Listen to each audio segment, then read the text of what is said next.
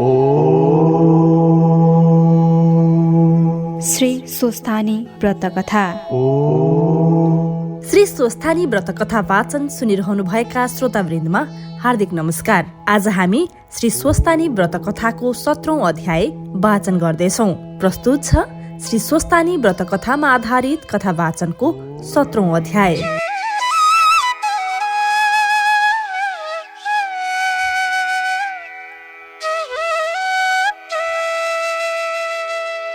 कुमारजी आज्ञा गर्नुहुन्छ, हे अगस्त्य मुनि। त्यहाँपछि महादेव राजहंसका राजा भई मानसरोवरमा अनेक हंस साथले जल क्रीडा गरेर बस्नु भएको थियो। त्यसै बेला विष्णु साह्रै बेगचित आएको देखि हंसरूप महादेव आज्ञा गर्नुहुन्छ, हे विष्णु, यति साह्रै बेगचित म कहाँ किन आयो?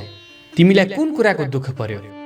यति भनी करुणामूर्ति महादेवले आज्ञा भएको सुनेर विष्णु गरुडबाट ओर्ली साष्टाङ्ग प्रणाम गरेर, हे ईश्वर, तपाईँ यता आएपछि जालन्धरले तपाईँको भेष धरी पार्वतीलाई छल्न कैलाश गएछ र पार्वतीलाई देख्न साथ मूर्छा परेछ र पार्वतीले मलाई छल्न पापिष्ट जालन्धर महादेवको भेष धरी आएको भन्ने थाहा पाई त्यहाँ नबसेर कसैले पनि नदेख्ने ठाउँमा लुकी मलाई डाक्नु हुँदा म गई सबै विस्तार बुझेर यहाँ आएको हुँ। अब म गई त्यस जालन्धरकी स्त्री वृन्दाको पतिव्रत धर्म नष्ट पारेर आउँछु। यति विष्णुले भनेको वचन सुनि महादेवले राजहंसको रूप छाडेर आफ्नो रूप भई रिसले राता राता नेत्र पारी आज्ञा गर्नुभयो, हे विष्णु, उसो भए म कैलाश जान्छु। तिमी वृन्दा कहाँ गई त्यसको प्रतिबद्धता धर्म नष्ट पारेर म छेउ आऊ।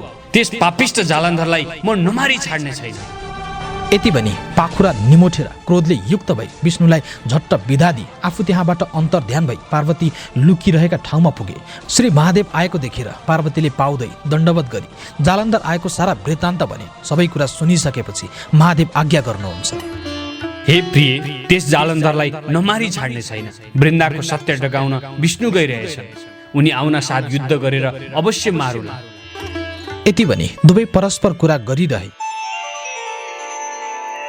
त्यहाँ उपरान्त विष्णु जालन्धरको भेष गरी अन्तपुरमा पुग्दा भए। जालन्धर रूप विष्णु आएका देखेर वृन्दाले आफ्ना स्वामी जालन्धर आए भन्ने ठानी ढोकामा आई पाउदोई भित्र लगेर कोठामा राखिन्। अनि हे स्वामी, पार्वतीलाई छल्न जानु भएको कसो गरी आउनु भयो? पार्वती म भन्दा कत्तिकी राम्री रहिछन् सो कहौँ भन्दा भेषधारी विष्णु आज्ञा गर्छन्, हे प्रिय, पार्वतीलाई छल्न सकिने रहेनछ। किनकि पार्वतीका घरभित्र जान लाग्दा ढोकामा बसेका द्वारपाललाई देखेरै म डराई फर्केर आएँ भनी कुरा गरिरहँदा वृन्दाले जालन्धर होइनन्, विष्णु जालन्धर बनेर मलाई छल्न आएका हुन् भन्ने चिनी अब मैले केही जुक्ति गर्नै पर्यो भनेर हाउभाउ कटाक्ष गरे विष्णुलाई हातमा लिई भन्न लागिन्, हे स्वामी, म केही कुरा भन्छु मान्नु होला कि भन्दा भेषधारी विष्णुले जे भने पनि मान्नेछु भन्दा बाचा गराई अरू केही होइन, म नआउन्जेल यहीँ बसिरहनु होला भनी विष्णुलाई कोठामा थुनेर आफू अर्कै घरमा गई बसिरहिन्। अहिले आउलिन् छैन, भरे आउलिन् छैन। 2-4 दिन बित्यो, त्यही पनि ती आइनन् र विष्णु चिन्ता गर्न लागे। अब यसै बसिरहँ भने कति दिन बसिरहँ? महादेवले के भन्लान्? जाउँ भने बाचाले हारियो, कसरी जाउँ भनी चिन्ता गरिरहेका थिए। यस्तैमा महादेवले विष्णु गएको यतिका भयो र पनि किन फर्किनन् भनी ध्यान दृष्टिले विचार गरेर पार्वतीसित आज्ञा गर्नुभयो, हे प्रिय, वृन्दालाई छल्न गएका विष्णुलाई त उसैले छलेर कोठामा थुनिराखेकी रहेछ। महादेवले यति भनी आफ्नो मायाले एउटा 16 वर्ष उमेरको भएको अत्यन्तै राम्रो भिक्षुक सृष्टि गरेर आज्ञा गर्नुभयो, हे भिक्षुक, तिमी अन्तरपुर जालन्धरका घर गई भिक्षा मागेर जालन्धरकी स्त्री वृन्दाले कोठामा थुनै राखेको विष्णुलाई मागेर ल्याऊ। यति महादेवको आज्ञा सुनि हवस भनी भिक्षुक भेष गरी जालन्धरका घरमा पुगी भिक्षा मागे। तब वृन्दाले झ्यालबाट हेरिन् र अत्यन्तै राम्रो योगीलाई देखी।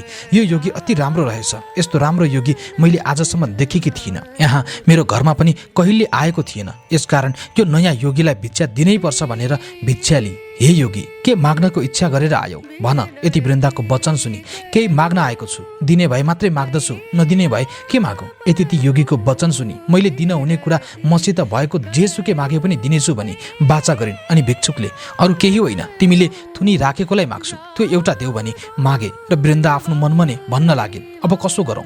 यस योगीले छल गरी बाचा बधाई माग्यो, अब नदिउँ भने बाचाले हारे, जेसुकै भए पनि बाचा हार्न हुँदैन भनी आफूले कोठामा थुनी राखेका भेषधारी विष्णुलाई बाहिर ल्याएर योगीलाई दिई पठाइन्। यस्ता तरहसित विष्णुलाई साथमा लिई योगी बाहिर निस्की त्यहाँबाट अन्तर्ध्यान भई कैलाश पुगी महादेवलाई सारा कुरा सुनाए। त्यसपछि विष्णु बाहिर आई मनमा चिन्तना गर्न लागे, अब कसो गरौँ? वृन्दाको सत्य डगाउन आएको उसैद्वारा थुनिएर बस्नु पर्यो। महादेवले के भने होलान् भन्दै गरुडमा चढेर कैलाश जाँदा विष्णु गरुडमा चढेर जाँदाको गरुडको शब्दले पार्वतीलाई देखेर मूर्छा भइरहेको जालन्धर मूर्छाबाट बिउतेर के को शब्द हो भनी बुझ्दा विष्णुले कैलाशको चर्चा गरेर हिँड्दा रहेछन्। पार्वतीलाई छल्न सकिने रहेनछ। अब यहाँ नबसी घर जाउँ भनी जालन्धर आफ्नो घर गयो। हे अगस्त्य मुनि, विष्णु श्री शङ्कर छेउ पुगी प्रणाम गरेर एकातिर अलग भएर बसिरहे र महादेवले विष्णुलाई देखेर आज्ञा गर्नुभयो। हे विष्णु, वृन्दालाई छल्न गएका यतिका दिनसम्म के गरिरह्यो? वृन्दाको सत्य डगाउन सक्यौ कि सकेनौ? हे ईश्वर, तपाईँको आज्ञाले म गएँ, वृन्दाले छली, म नफर्कुन्जेल यही कोठामा बसिरहनु भनेर बाचा गराई बाहिर निस्की। त्यो आउली भनी बस्दा बस्दा 2-4 दिन बित्यो। बाचा हारेको हुनाले आउन नसकी, त्यसै बसेको थिएँ। पछि एउटा योगीको साथ लगाई छाडिदिँदा तपाईँको दर्शन गर्न हाजिर भए। यति विष्णुको वचन सुनेर महादेवले ब्रह्मादि 33 कोटी देवता, यक्ष, गन्धर्व, नन्दी, भृङ्गी, प्रमथगण, भूत, प्रेत समेत जम्मा गरेर हुकुम दिनुभयो। हे देवता हो, पापिष्ट जालन्धरलाई तिमीहरू गई मारेर आऊ। यति सुन्न साथ सकल देवता हवस भन्दै तयार भए। तब श्री महादेवले नारदलाई डाकेर भन्नुभयो, हे नारद, तिमी गई जालन्धरसित भन कि तिमीसित युद्ध गर्न देवताहरू आउन लागे, तिमी तयार हौ। यति महादेवको वचन सुनेर नारद मुनि हवस भन्दै जालन्धरका घर जाँदा भए। हे अगस्त्य मुनि, उता जालन्धर पनि कैलाशबाट फर्की आफ्नो घर गए। वृन्दाले आफ्नो स्वामी आएको देखेर गोडा धुवाई भित्र लगेर भन्न लागिन्, हे स्वामी, पार्वतीलाई छल्न जानुभएको कसो भयो? तब जालन्धर भन्दछ, हे प्रिय, त्यो कुरा सबै कहन्छु, सुन। म यहाँबाट सरासर कैलाश गएँ। महादेवको भेष धरेर जाँदामा पार्वतीले देखिन् र सुनको कमण्डलुले मेरा खुट्टा धुन ढोकामा आइन्। मैले देखेँ राम्रीमा तीभन्दा अरू यस पृथ्वीमा हुन दुर्लभ छ। पार्वतीको मुख देख्न साथ मलाई होस रहेन, मूर्छा परेर भूमिमा गिरेको थिएँ। पछि चेष्टा भयो र उठेर हेर्दा पार्वती कतातिर गइन्, केही थाहा पाउन सकिनँ र घर फर्किआएँ। यति जालन्धरको वचन सुनेर वृन्दा भन्दछिन्, हे स्वामी, तपाईँ जानु भएपछि विष्णुले तपाईँको भेष धरेर मलाई छल्न यहाँ आएका थिए। मैले तिनलाई चिनेर कोठामा निकै दिनसम्म थुनी राखेकी थिएँ, तर पछि एउटा अति राम्रो नयाँ योगी आई माग्दा तिनीलाई दिई पठाएँ। यति पत्नीको कुरा सुनि जालन्धर अत्यन्तै क्रोधित भई, हे प्रिय, उसो भए म पार्वतीलाई नसली छाड्ने छैन, फेरि जान्छु भन्दै जालन्धर बाहिर निस्कन लाग्दा श्री महादेवले पठाउनु भएको नारद मुनि पनि त्यहाँ पुगे र जालन्धरसित भेट भयो। तब नारदजीले, हे जालन्धर, कहाँ जान लाग्यौ भनी सोधे र जालन्धरले भिक्षा माग्न जान्छु भने। तब नारद मुनि भन्दछन्, हे जालन्धर, तिमीले मसँग किन त्यस्तो मिथ्या कुरा गर्यौ? तिमी जान लागेको मैले थाहा पाइसके। तिमी पार्वतीलाई छल्न भनेर जान लागेका हौ। उहाँ तिमीसित युद्ध गर्न ब्रह्मा प्रवृत्ति सकल देवता आउन तयार भई मलाई खबर पुर्याउन पठाएको हो। तिमी अन्त जानपछि नलाग, आफ्नो जे चाहिने सबै सरजाम तयार पार भनेपछि जालन्धर त्यसो भए फर्कन्छु भन्दै फर्की आफ्नो घरमा स्त्री छेउ नारद मुनि आई भनेको सबै वर्णन गरेर अब म लडाई गर्न जान्छु, घरको सम्भार गरेस् भनेर स्त्रीसित बिदा भई हातमा त्रिशूल लिई आफ्ना सेना जम्मा गरेर देवताहरूसँग युद्ध गर्न भनेर कैलाशतिर गयो। नारद मुनि जालन्धरलाई खबर दिई फर्केर महादेव कहाँ पुगी दण्डवत गरेर जालन्धरसित भएको सबै कुरा विस्तार गरे। नारद मुनिको कुरा सुनि ब्रह्मा, इन्द्र प्रवृत्ति सकल देवतालाई युद्ध गर्न जाऊ भनेर श्री महादेव बिदा दिनुभयो। यति महादेवको आज्ञा सुनेर सबै देवताहरू हवस भन्दै थरी थरीका बाजा बजाए सिंहनाद गरे जस्तै गर्जी कैलाशबाट हिँडे। बाटोमा दुवै तर्फका सेनाहरू भेटी भयङ्कर युद्ध प्रारम्भ भयो। देवताहरूले कल्लोल शब्द गरेर कराई अघि बढेर अनेक शास्त्रास्त्र प्रहार गरे, तर देवताहरूले प्रहार गरेका ती शास्त्रास्त्रले जालन्धरलाई केही पनि गर्न सकेनन्, अर्कैतिर लाग्न गए। यस्तो आफूहरूले प्रहार गरेका शास्त्रास्त्रले केही गर्न नसकेको देखेर सम्पूर्ण देवता दिक्क भई आफ्ना आफ्ना शास्त्रास्त्र झेकेर चुप लागिरहे। तब वैकुण्ठनाथ विष्णु क्रोधित भई पाञ्चजन्य शङ्ख बजाई कौमुदकी गदा घुमाएर प्रहार गरे। त्यस गदाले पनि जालन्धरलाई छुँदै छोएन। फेरि इन्द्र क्रोधित भई वज्र हातमा लिई प्रहार गरे, त्यस वज्रले पनि केही गर्न सकेन। जालन्धरले नटेरी एउटा तीर्ण जत्तिको पनि नमानेर चुप लागिरह्यो। त्यही पनि देवताहरू आफ्ना आफ्ना शास्त्रास्त्र छोड्दै दिए। केही सिप नचल्दा वैकुण्ठनाथ नारायणले अब यस्ता रीतले भएन भनी महादेव कहाँ गई भने, हे ईश्वर, जालन्धरलाई मार्न हामीले सकेनौँ, बिना तपाईँले अरू दोस्रोको शक्ति छैन, तपाईँले नै जान पर्यो। यति विष्णुको वचन सुनि महादेव भन्नुहुन्छ, हे विष्णु, जालन्धरकी पत्नी वृन्दाको पतिव्रता धर्मले गर्दा जालन्धरलाई कसैले पनि मार्न सक्दैनन्। त्यसै कारण अब तिमीले आफ्नो मायाले छोपेर जालन्धरको भेष धरेर अन्तपुरमा गई छल गरेर वृन्दाको पतिव्रता धर्म नष्ट गराऊ, अनि म गई त्यस पापिष्टलाई मार्छु। यति महादेवको वचन सुनेर विष्णु हवस भनी महादेवसित बिदा भई तुरन्त जालन्धरको भेष गरेर बायाँ हातमा त्रिशूल र दायाँ हातले डमरू बजाई आफ्नो मायाले छोपेर जालन्धरको घर पुगे।